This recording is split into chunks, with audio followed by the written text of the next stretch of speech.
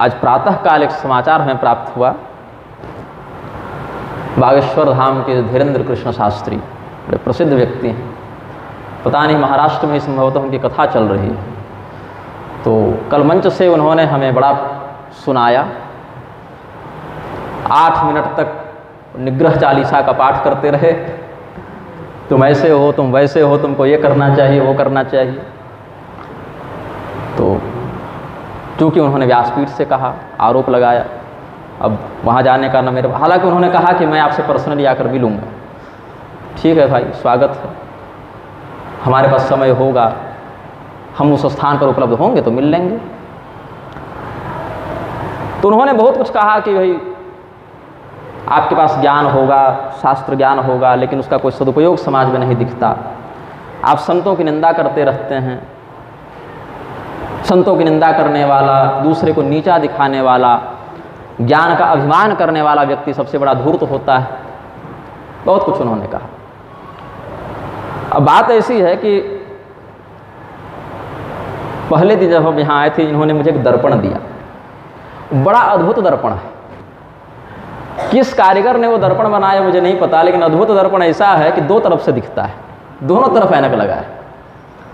एक तरफ से देखने पर औकात दिखती है, दूसरी तरफ से महत्वाकांक्षा। एक तरफ से आप देखेंगे तो चेहरा छोटा दिखेगा और एक तरफ देखेंगे तो बड़ा दिखेगा। हाँ, वही उत्तल वतल आदि होते हैं। तो एक तरफ देखने पर चेहरा इतना बड़ा दिखे, ये महत्वाकांक्षा है, और दूसरी तरफ से औकात दिखे, ये बात है। धीरेन्द्र शास्त्री ने यह कहा कि उनको शास्त्र का ज्ञान नहीं है। उन्होंने कहा कि भाई मुझे शास्त्र का ज्ञान नहीं, मैंने पढ़ा नहीं, वेद नहीं पढ़ा, पुराण नहीं पढ़ा, शास्त्र नहीं पढ़ा, फिर भी मैं सनातनी हूँ, ये सब उन्होंने कहा। तो जिस विषय का आपने अध्ययन नहीं किया, उस विषय का आप बोध कैसे करा सकते हैं?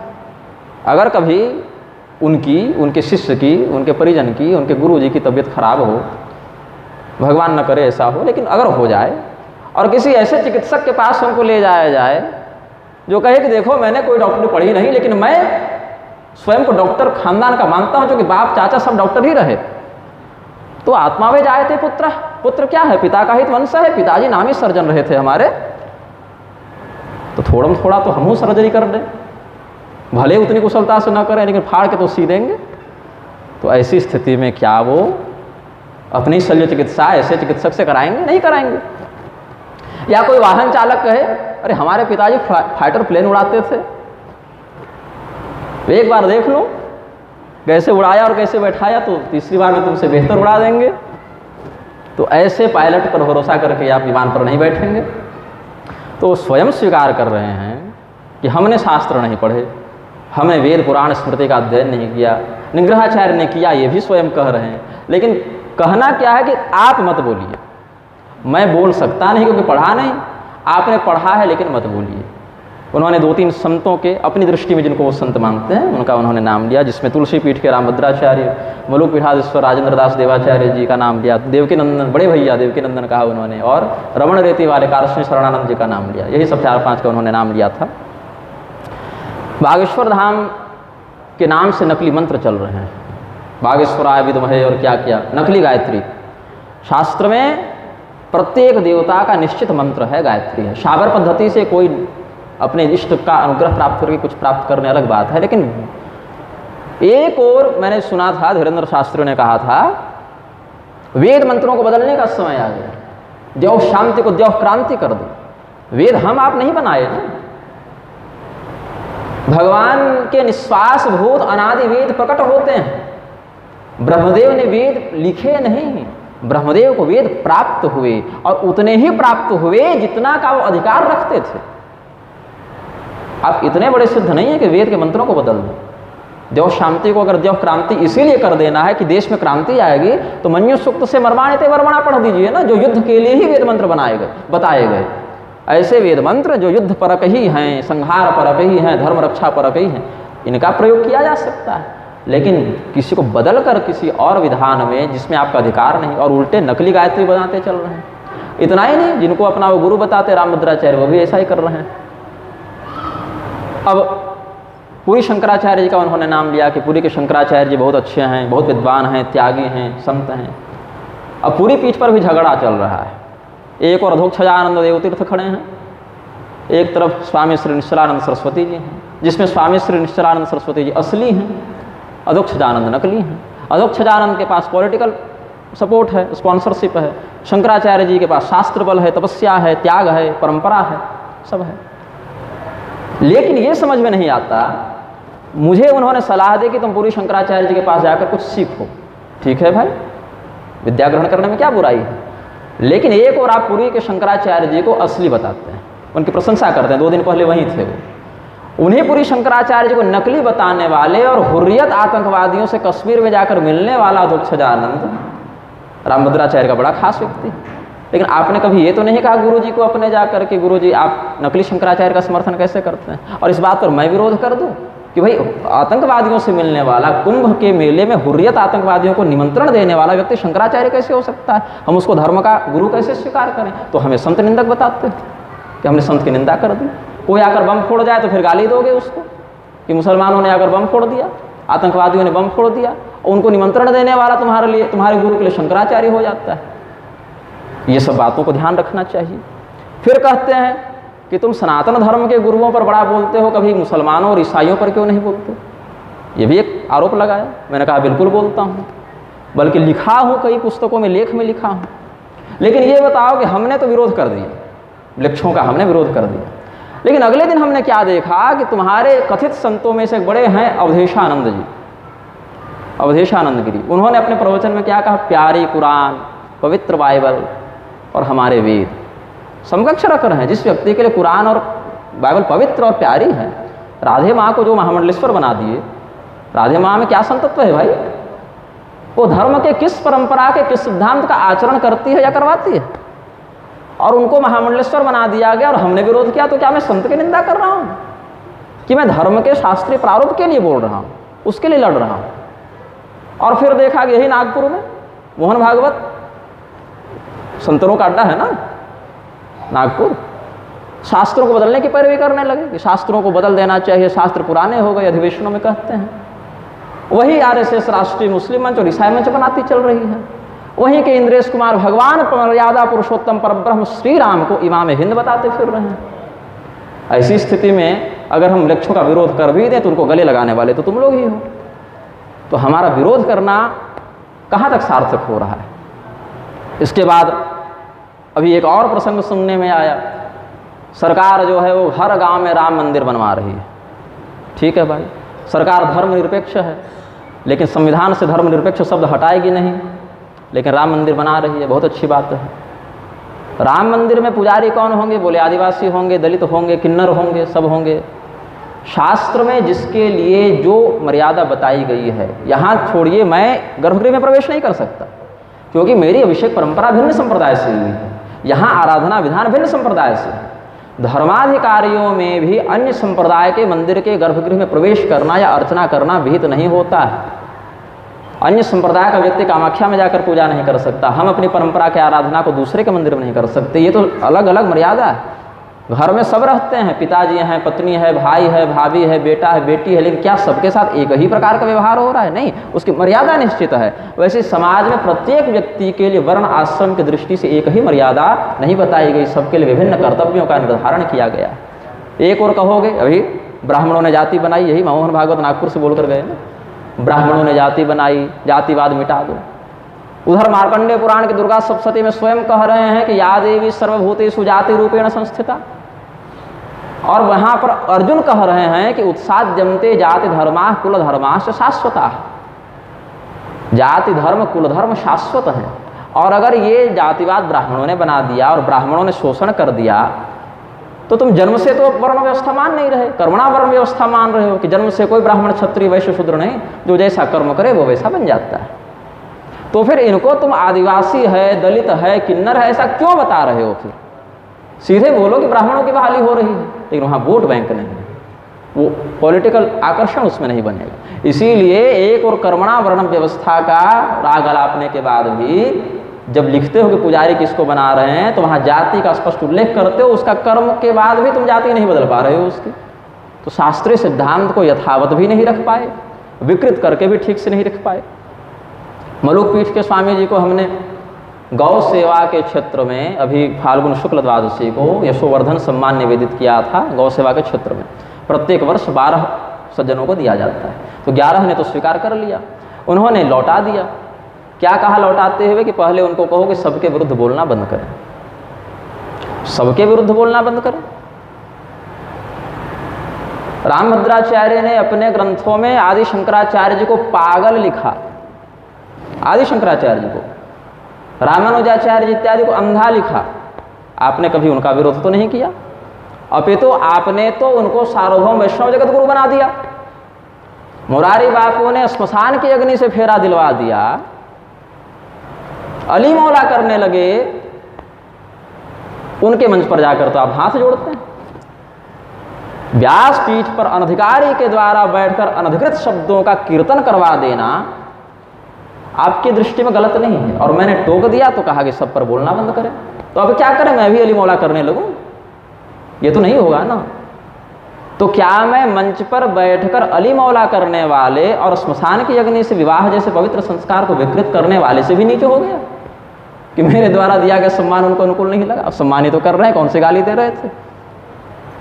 लेकिन जब हम उनके मंच पर गए वृंदावन में, बढ़िया स्वागत किया, लेकिन मेरे जाने के बाद अगले दिन कहते हैं कि निग्रहाचार्य आए थे, उन्हीं का काम है निग्रह करना, लेकिन भगवान नहीं निग्रह करें तो अच्छा है, क्योंकि भगवान तुरंत लाठी मारने आते नहीं, पोल खोलते नहीं। लेकिन व्यासपीठ की अधिकारिता का विचार होने के बाद भी कभी इन लोगों के साथ तो आपने बहिष्कार का व्यवहार नहीं किया। या तो ऐसी बात है कि गौ सेवा करने वाला व्यक्ति सम्मान का पात्र नहीं, ऐसा सोचते होंगे, या फिर यह सोचते होंगे कि मैं केवल ऐसे ही वर्णाश्रम विरोधियों के द्वारा सम्मान का पात्र हो सकता हूँ, शास्त्रनिष्ठ व्यक्ति के द्वारा सम्मान का अधिकारी मैं नहीं हूँ, ऐसा चिंतन कर सकते होंगे। विद्याभास्कर स्वामी जी के मंच पर गए हम, वहाँ उन्होंने हमारे ब्रह्मदंड को, दंड नारायण भगवान को प्रणाम किया। इसको लेकर संप्रदाय वाले कहने लगे कि असांप्रदायिक शाक्तों के तांत्रिक दंड को तुम कैसे प्रणाम कर सकते हो। स्वामी जी ने संप्रदाय की मर्यादा को खंडित किया, जबकि महाभारत में जहाँ दंड नारायण का स्वरूप वर्णित है वहीं पर कहते हैं दंडो ही भगवान विष्णु यज्ञो नारायण स्वयं सस्वद्रूपम महद्विभ्रन महापुरुष उच्यते। भगवान विष्णु ही दंड नारायण के रूप में आकर अधर्म का संहार और धर्म की रक्षा करते हैं। फिर कहा कि निग्रहाचार्य तो शाक्त हैं, कामाख्या परंपरा से हैं, वैष्णव ही नहीं हैं, इसीलिए इनको कथा ही करने का अधिकार नहीं, क्योंकि कथा तो वैष्णव के मुख से सुननी चाहिए।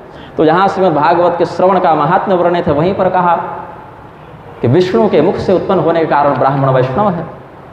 और शाक्त परंपरा की भी अगर बात करें तो मैं वैष्णव भले नहीं हूँ, शास्त्र ने तो परम वैष्णव कहा है, क्योंकि भेदं न कुरुते यस्तु दुर्गा विष्णु शिवादिषु ब्रह्मत्वेनैव जानाति स परो वैष्णवो मतः। जो व्यक्ति भगवान महादेव में, भगवान ब्रह्मदेव में, भगवती दुर्गा में, भगवान विष्णु में भेद नहीं देखता, एक पर ब्रह्म के रूप में जो देखता है वो परम वैष्णव होता है। हमने नहीं कहा, तो वेद व्यास जी ने कहा, फिर हमारी वैष्णवता में क्या दिक्कत है। और अगर केवल महाविद्या की भी हमने उपासना की होती, काली तारा त्रिपुर सुंदरी बगलामुखी इत्यादि की ही केवल दीक्षा ली होती, तो भी महाभागवत में भगवती ने स्वयं कहा आसाम ये साधका ते तो सभायाम वैष्णवा मता। इन महाविद्याओं के जो साधक हैं वो सभा में वैष्णव कहलाते हैं। ओशो ने एक बड़ी विकृत व्यवस्था चलाई संभोग से समाधि तक। व्यभिचार को उसने साधना से जोड़ा और भारत में ड्रग की, व्यभिचार की, वेश्यावृत्ति की ऐसी बाढ़ लाई ओशो ने अपने मोहक वचनों से, मायामय वचनों से, कि ये पूरी पीढ़ियां की पीढ़ियां नष्ट हो गई। मंच से धीरेन्द्र शास्त्री ने ओशो की इतनी प्रशंसा की है कि मैं क्या कहूँ। क्यों की? क्योंकि आपने शास्त्रों का अध्ययन नहीं किया। हाँ, सिद्धि है तो प्रयोग कीजिए, लेकिन सिद्धि का अर्थ ये नहीं कि आप मंच पर बैठकर कहें। उन्होंने कहा कि दूसरे का खंडन करने वाला धूर्त होता है, तो आदि शंकराचार्य जी ने क्या किया था? अधर्म का विरोध करके, पाखंडियों का खंडन करके शास्त्र सम्मत सिद्धांत की प्रतिष्ठा की, इसीलिए दिग्विजय किया उन्होंने। और हमारा अपने संप्रदाय में वही कार्य है कि अधर्म का विरोध करके शास्त्रीय सिद्धांत की प्रतिष्ठा करना। अब इसमें शास्त्र ज्ञान अगर होता तो धर्म और अधर्म के मध्य विवेक समझ में आता। दूसरे की निंदा करना गलत है, अच्छी बात है, लेकिन वह निंदा निंदा है या धर्म की रक्षा करने के लिए किया गया खंडन है, अभी तो समझना चाहिए। रामभद्राचार्य ने कितनी ही बार कहा, मंच से बैठकर कहा, त्रिगुणाय चौवे दीक्षित ये सब अधम ब्राह्मण होते। वो देखा था कि नहीं वक्तव्य आपने? इंद्रेश जी के पिताजी कृष्णचंद्र ठाकुर जी के यहाँ जाकर जो उन्होंने वेदस्तुति पर व्याख्यान किया, 4-5 टाइटल वाले ब्राह्मणों को उन्होंने अधम ब्राह्मण बताया कि हम तो इनसे रोटी बेटी नहीं करते भाई। इससे हिंदुओं की एकता बढ़ गई थी। तो गुरु जी को क्यों नहीं कहा कि दूसरे को नीचा मत दिखाओ? ये कर सकते थे, लेकिन नहीं कहा। फिर कहते हैं कि हनुमान जी ने हमें जो सिद्धि दी है वो सत्य बोलने के लिए दी है, इसलिए मैं सत्य बोलूँगा।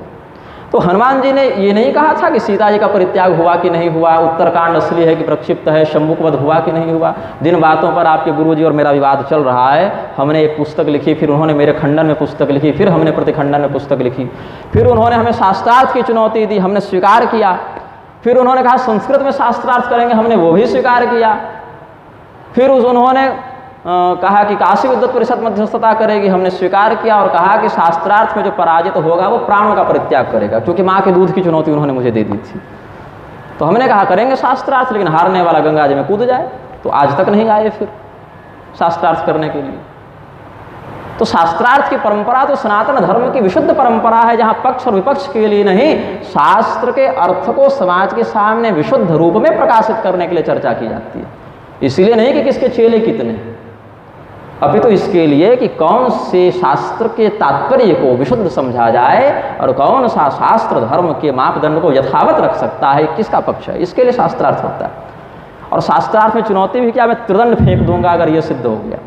उन्होंने क्या कहा, अगर कोई व्यक्ति यह सिद्ध कर दे कि भागवत महापुराण में भगवान ने गोपियों के वस्त्र अपहरण की ये कथा ऐसी है, तो मैं त्रिदंड फेंक दूंगा। मलुकपीठ वाले स्वामी जी नहीं जानते कि भागवत में क्या लिखा है, या ये कथा किस प्रकार से कहाँ वर्णित है, क्या टीकाओं का अध्ययन उन्होंने नहीं किया? तो क्यों नहीं उनकी चुनौती को स्वीकार करके भगवान के धर्मशास्त्रीय इतिहास की रक्षा की? हमने तो वक्तव्य जारी किया उनके विरोध में, तो क्या हमने संत की निंदा कर दी? वेद व्यास जी के लिखे हुए ग्रंथ जो भगवान के दिव्य रहस्यमय कथाओं को सुलभता से प्रकाशित कर देते हैं, उनको नकली बोलना, उनको अप्रमाणिक कहना बृहद्धर्म पुराण के अनुसार ब्रह्म हत्या है। ब्रह्म हत्यारे के सामने हम विनम्र नहीं होते। विद्या से विनय प्राप्त होता है, लेकिन विनय सज्जन के सामने होता है, ब्रह्मत्यारों के सामने हम विनम्र नहीं रहते हैं। पार्टी के प्रचारक नहीं हम। उन्होंने कहा कि बोलो ना, कश्मीर में पंडितों को जब भगाया गया तो बोलो। इंदिरा गांधी की सरकार ने जब करपात्री स्वामी के गोरक्षा आंदोलन में जब गोलियां बरसाई तो बोलो। वो तो हमने बोला, परसों मेरा वीडियो आया है, उस पर हमने बोला है। लेकिन मैं केवल वही क्यों बोलूँ? मैं किसी पार्टी का प्रचारक तो नहीं। मैं तो यह भी कहूँगा ना, स्वामी मुक्तेश्वरानंद सरस्वती गौ रक्षा के लिए जा रहे हैं पदयात्रा करते हुए, हम नहीं जा पाए, लेकिन समर्थन दिया परोक्ष रूप से।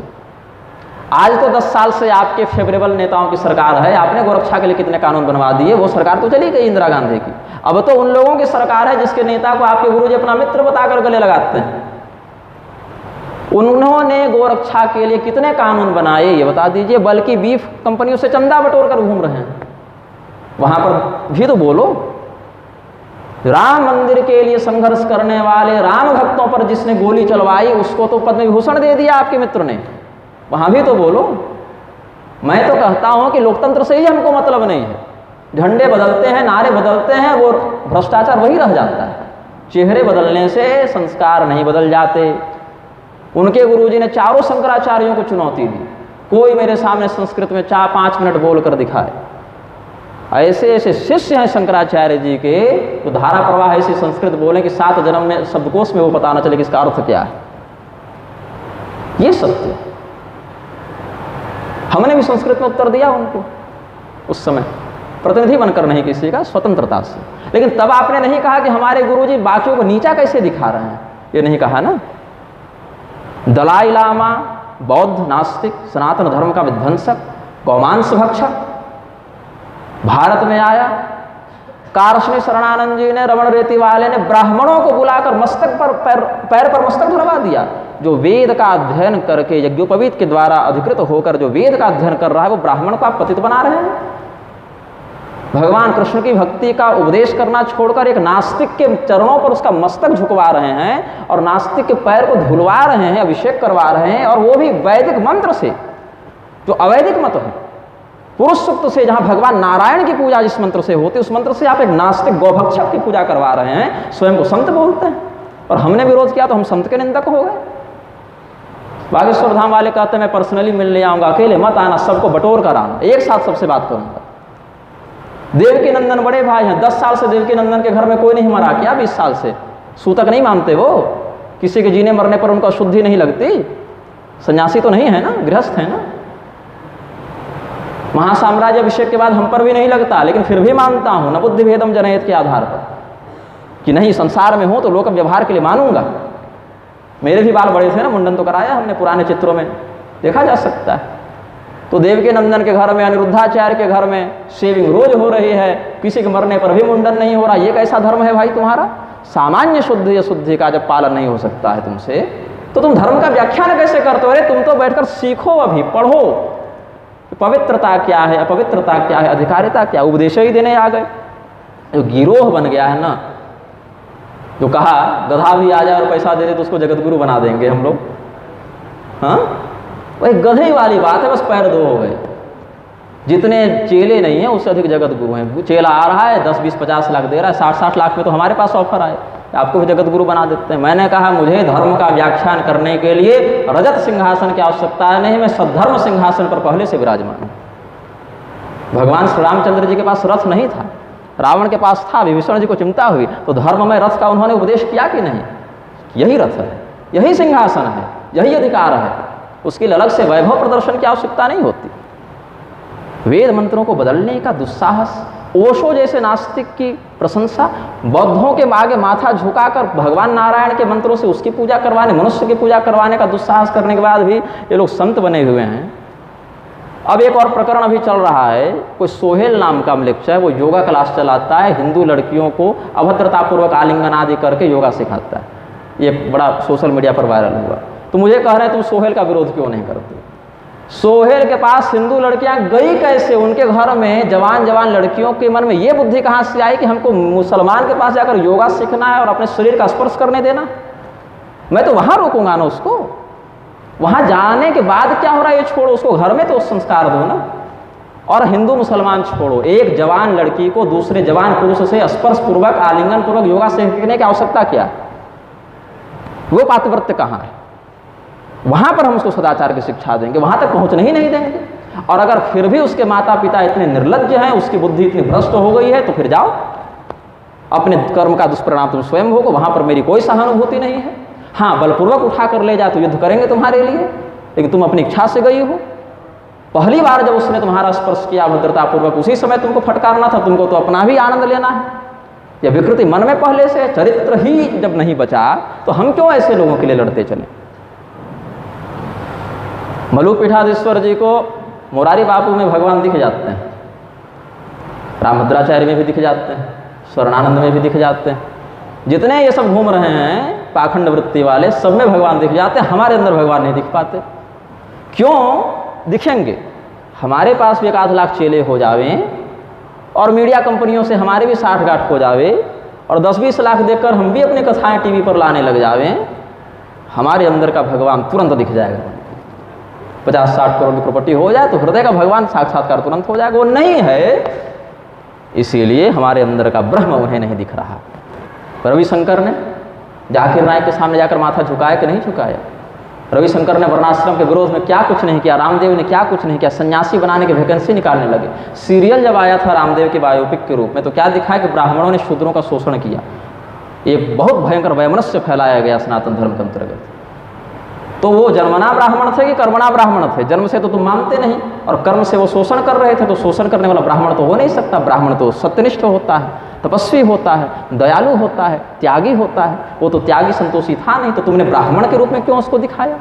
और अगर जन्म से ब्राह्मण मानते हो कि नहीं, जन्मना ब्राह्मणो गुरु, जन्मना ब्राह्मण श्रेयान सर्वेशम प्राणी नामी हो, तो ऐसी स्थिति में रामदेव ने क्यों कहा कि मैं योग सिखाता हूँ इसलिए मैं भी ब्राह्मण हूँ? और अगर योग सिखाने मात्र से वो ब्राह्मण हो गया, तो सोहेल में क्या कांटे लगे थे? योग तो वो भी सिखा रहा था, उसको भी ब्राह्मण घोषित कर दो। धर्म सिद्धांत तो कहीं तुम्हारा टिक नहीं रहा ना, कहीं एक पटरी पर तो रहो भाई। बात है कि हम तुम्हारे रहस्य को रहस्य रखें, तुम हमारे रहस्य को रहस्य रखो। बागेश्वर धाम ने मुझे धमकी दी, मंच से कहा कि मेरे पास हनुमान जी की सिद्धि है सत्य बोलने के लिए, हनुमान जी की सिद्धि है, मैं झूठ नहीं बोलता, निंदा नहीं करनी चाहिए। अच्छा ये बताइए, कई वीडियो ऐसे देखे गए हैं, कोई महिला अपना पर्चा निकला उसका, तो कहा कि तुम्हारा तो 4 पुरुषों से संबंध है। भरे समाज के सामने उसके इस रहस्य को खोलकर आपने उसका सम्मान बढ़ाया कि अपमान किया? आपको बताना था, सामने बताते, किनारे बताते, एकांत में बता देते, लिख कर ही दे देते कि पढ़ लो भाई। लेकिन दिखाने के लिए कि मैं कितना त्रिकालज्ञ हूँ उस महिला का, ठीक है वो चरित्रहीन है, लेकिन 10 लाख लोगों के सामने आपने अपमान किया ना। उन 10 लाख दृष्टियों ने उसको जो अपमान की नज़र से देखा, उसका दोषी कौन होगा? हमने तो ऐसा नहीं किया। वो करने के लिए आपके पास सिद्धि है। और उल्टे क्या कहते हैं कि अगर मैं पर्चा खोलना शुरू कर दूं तो एक नेता ऐसा नहीं जो बचेगा, एक महात्मा ऐसा नहीं जो सही बचेगा। तो वो करो। जो नेता भ्रष्टाचारी है, घोटालेबाज है, देशद्रोही है, जो पाखंडी स्वयं को संत के रूप में दिखाते हुए व्यभिचार कर रहा है, कहा ना कि 10-10 लुगाइयाँ रखे हैं महात्मा, तो बताओ ना कौन रखा है, तुमसे पहले हम विरोध करेंगे उसका। मेरा कोई सगा नहीं है धर्मशास्त्र के अलावा, जन्मे थे तो कोई सपोर्ट नहीं किया था, मरेंगे तो कोई साथ नहीं जाएगा। धर्मानुगो गच्छति जीव एकः। धर्म जो करेंगे, धर्म ही हमारी रक्षा करेगा परलोक में।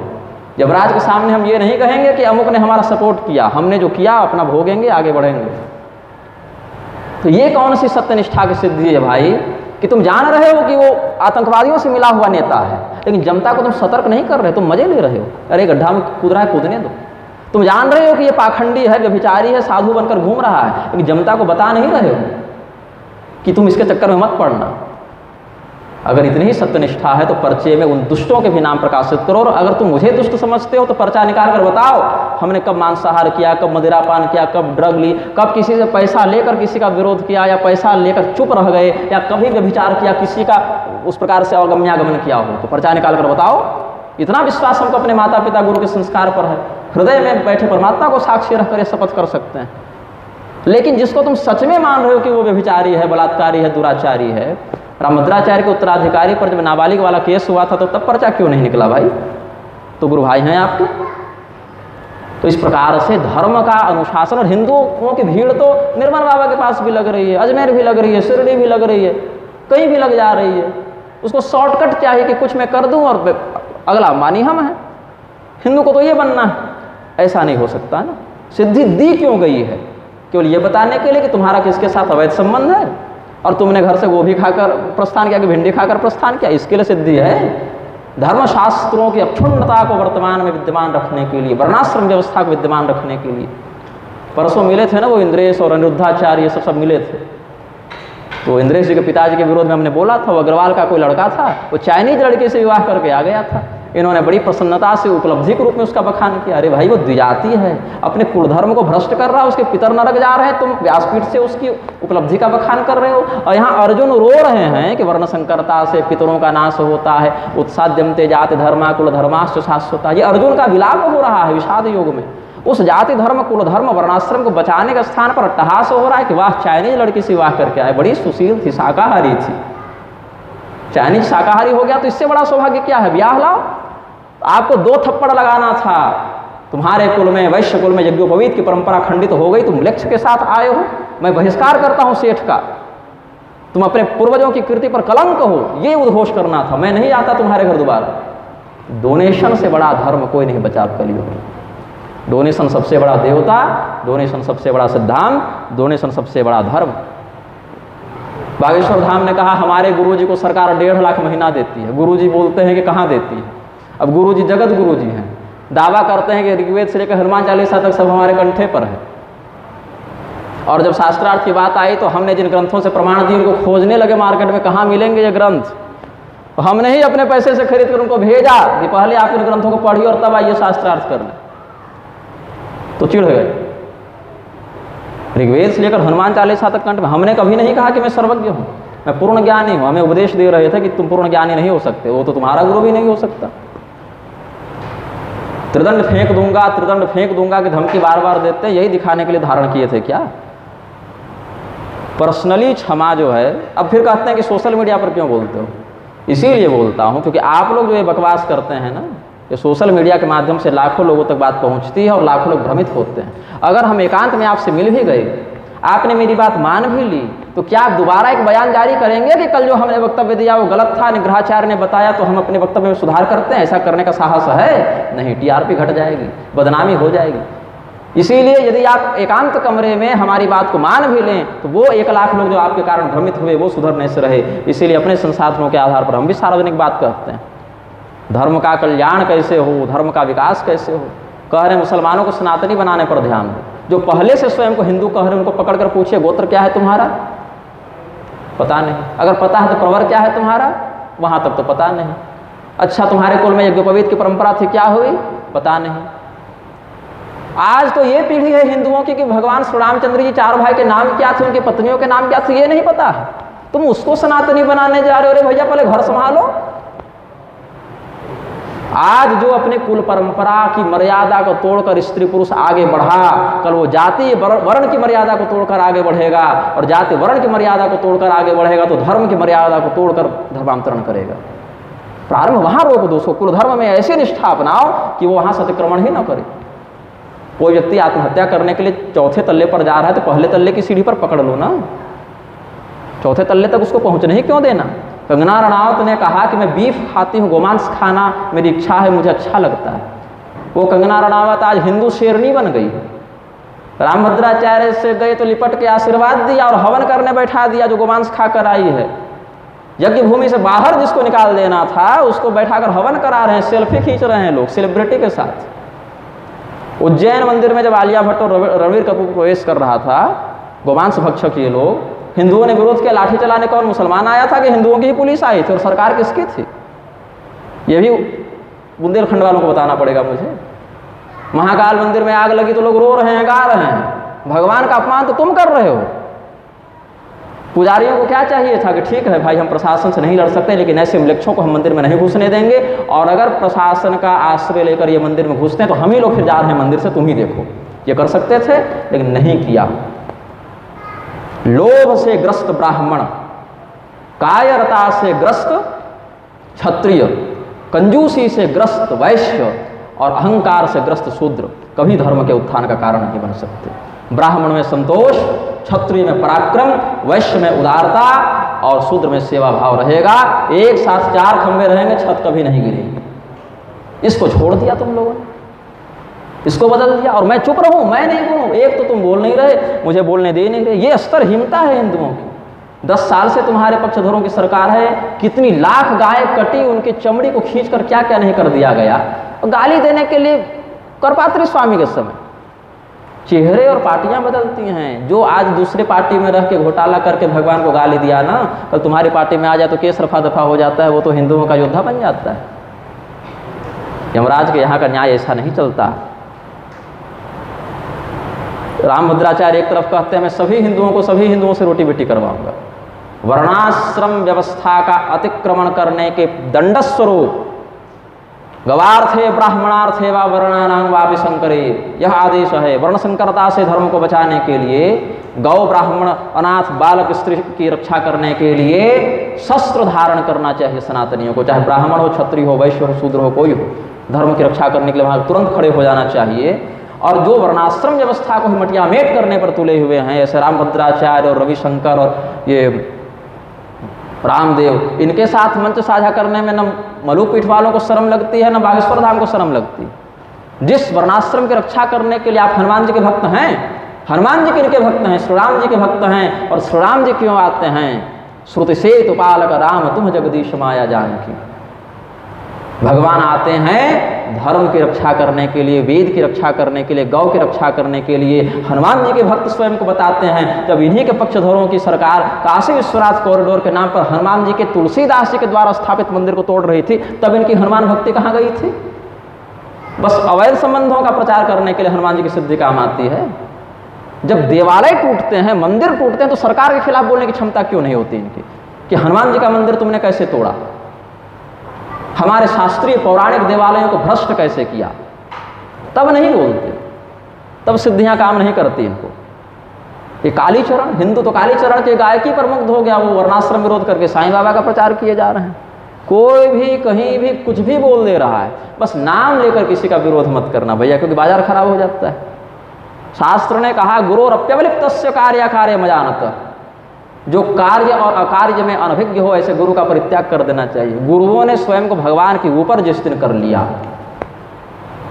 उस दिन से वो गुरुता से नीचे गिर गए।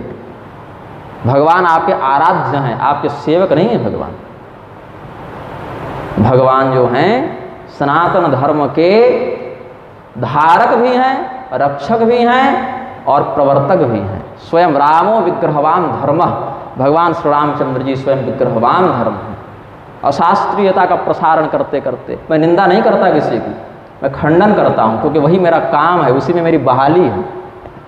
लोग कहते हैं तुम सब जगह गलती देखते हो। अब जो पुलिस रहेगा, पुलिसकर्मी रहेगा, वो तो देखेगा ना कहाँ चोरी हो रही है, और जब पकड़ेगा चोरों को पकड़ता रहेगा। तो जब पकड़ता रहेगा तो उसका काम ही वही है। एक चिकित्सक को रोगी का अधिक दर्शन होता है, पुलिस को क्रिमिनल का अधिक दर्शन होता है, तो दोषज्ञ पंडित को दोष का अधिक दर्शन होता है। वो देखता है तो चिकित्सा करता है, सुधार करता है। यहाँ पर ये बात है। वर्णाश्रम व्यवस्था के अंतर्गत जो श्रद्धा रखते हैं, सनातन धर्म शास्त्रों को मौलिक रूप में जो स्वीकार करते हैं, आचरण करते और करवाते हैं, इनके अतिरिक्त किसी भी धन लोलुप, सत्ता लोलुप, प्रतिष्ठा लोलुप व्यक्ति के सामने हम विनम्रता का प्रदर्शन नहीं करते, निग्रहत्व का ही प्रदर्शन करते हैं। तो धीरेन्द्र कृष्ण या तो शास्त्र का अध्ययन करें या तो गद्दी से नीचे उतर कर पर्चा बनाएं, व्यासपीठ से व्याख्यान नहीं करें, क्योंकि आप उसके विषय में जानते ही नहीं। जो जानते हैं वो बोलेंगे, और अगर चुप कराना है तो मैं सदैव उत्तर पक्ष रहता हूँ, पहले किसी पर नहीं बोलता। पहले वो कुछ बोलते हैं तब मैं देखता हूँ यहाँ गड़बड़ बात जा रही है, तब उत्तर में कुछ बोलता हूँ। तो पहले हनुमान जी की सिद्धि से पर्चा निकाल कर अपने गुरु को समझाइए कि आप जो सीता त्याग और सम्मुखवत पर बकवास करते आ रहे हैं इतने वर्षों से, पहले सुधार कीजिए। स्वयं को महर्षि वाल्मीकि और वेदव्यास से बड़ा बताने चले हैं, उस पर सुधार कीजिए। और अगर ये जानना है कि मैं कौन हूँ तो पर्चा निकालिए और पता कीजिए हनुमान जी से कि निग्रहाचार्य क्या होते हैं, क्या अधिकार रखते हैं और क्या क्षमता रखते हैं।